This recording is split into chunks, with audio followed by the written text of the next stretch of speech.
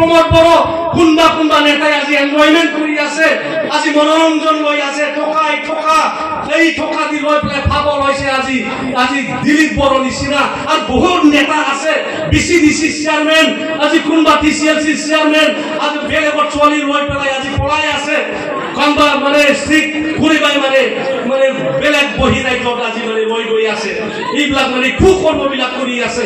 আপোনালোকে নিশ্চয় দেখিছে, মোবাইল চাই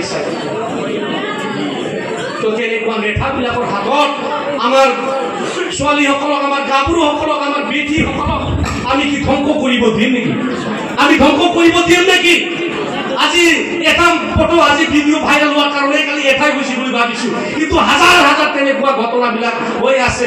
আপোনালোকে তদন্ত কৰিলে পাই যাব কি চলাই আছে প্ৰমোদ বড়োৰ নেতৃত্বত যিসকল নেতা চামচাসকলে আজি আমাৰ সমাজক ধ্বংস কৰিবলৈ গৈ আছে। ইয়াৰ কাৰণে আমি সচেতন হ'ব লাগিব।